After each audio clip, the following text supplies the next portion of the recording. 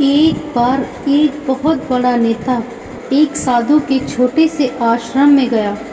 वह साधु के बारे में बहुत कुछ सुना था, तो उसके मन में आया कि मैं एक बार जाकर के देखता हूँ कि लोग उसकी इतनी तारीफ क्यों करते हैं। जब वह आश्रम में गया तो वहाँ पर एक छोटा सा कमरा था जहाँ पर एक कालीन बिछा हुआ था। वहाँ पर कुछ लोग नीचे बैठे हुए थे और साधु जी के सामने बैठे हुए थे। कुछ सवाल जवाब चल रहा था।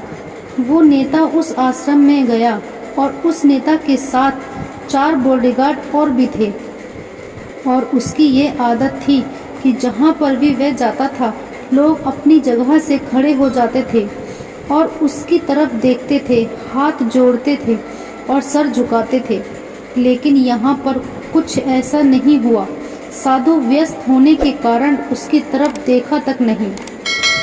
तभी नेता को लगा कि यह मेरी बेइज्जती है और वह इस बात से गुस्सा हो गया।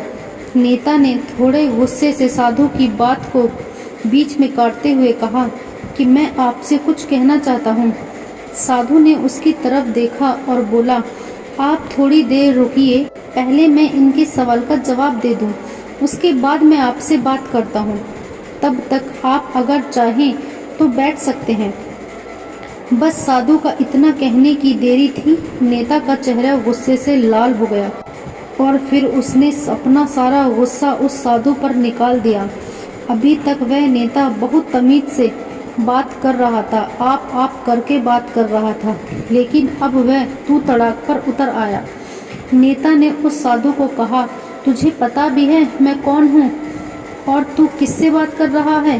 साधु ने उसी तरफ देखा और कहा, मुझे इससे कोई फर्क नहीं पड़ता कि आप कौन हैं, लेकिन आप जो कोई भी हैं, अगर आप चाहते हैं कि मैं आपके सवाल का जवाब दूं या आपसे बात करूं तो आपको कुछ देर रुकना होगा। और साधु की यह बात कहते ही नेता गुस्से से पागल हो गया और वहीं सबके सामने चीखने चिल्लाने लगा, अब मैं तुझे तेरी असली औकात दिखाऊंगा। तूने मुझसे पंगा लेके ठीक नहीं किया, तुझे पता नहीं मैं तेरे बारे में क्या सोचता हूँ। साधु ने फिर से नेता की तरफ देखा और बड़े ही प्रेम से कहा, मुझे इससे कोई फर्क नहीं पड़ता कि आप मेरे बारे में क्या सोचते हो, आप जो चाहें वो मेरे बारे में सोच सकते हो।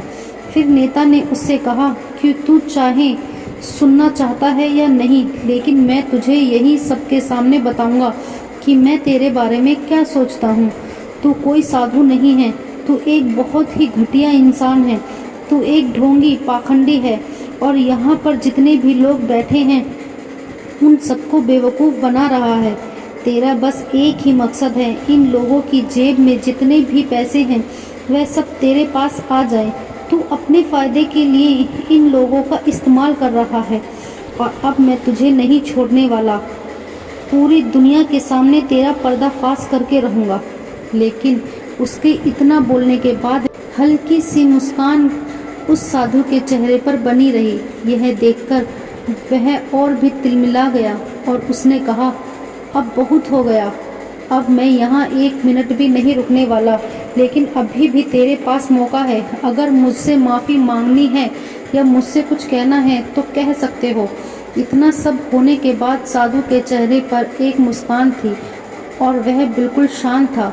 फिर उन्होंने अपनी आंखें बंद करी और फिर साधु ने अपनी आंखें खोली, हाथ जोड़े और कहा कि मुझे आपसे कोई गिला शिकवा नहीं है, आपके लिए मेरे मन में कोई भी गलत ख्याल नहीं है। जो भी मेरे बारे में आपने कहा आपकी अपनी सोच थी, तो मुझे आप में कोई भी बुराई नज़र नहीं आती। मुझे आप बहुत ही भले इंसान लग रहे हैं। और साधु का इतना कहते ही नेताजी का दिमाग 7वें आसमान पर पहुंच गया। उसके चेहरे पे एक अजीब सी खुशी थी, क्योंकि उस साधु ने वही कहा जो बाकी सब लोग उस नेता को कहते थे। और वह खुशी खुशी उस आश्रम से अपने घर की तरफ चला गया और जाकर के अपने पिताजी के साथ में बैठ गया। उसके पिताजी ध्यान में थे। उन्होंने पूरी जिंदगी सिर्फ लोगों की सेवा करी और बदले में कुछ भी उम्मीद नहीं किया। तो थोड़ी देर बाद जब उन्होंने अपनी आंखें खोली और देखा अपने बेटे को, अपने साथ बैठे हुए तो उनके बेटे के चेहरे पर एक अजीब सी खुशी थी जो आज से पहले उन्होंने कभी नहीं देखी थी।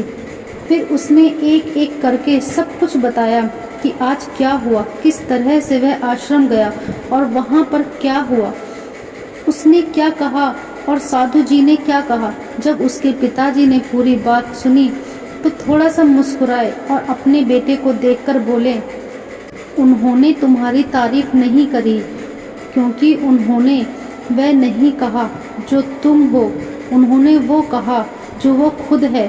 तुमने जो भी कुछ उनको कहा वो नहीं कहा कि जो वो है, बल्कि तुमने वह कहा जो तुम खुद हो। यही बात वेदों में भी कही गई है, तथा तुष्टि तथा सुस्ति। यह दुनिया तुम्हें वैसी नहीं दिखती जैसी यह दुनिया है, यह दुनिया वैसी दिखती है तुम्हें जैसे तुम खुद हो। जिसकी नज़र जैसी है उसके लिए यह दुनिया वैसी है। अगर तुम अपनी दुनिया को बदलना चाहते हो तो उसका सिर्फ एक तरीका है, अपनी नज़र को बदलो।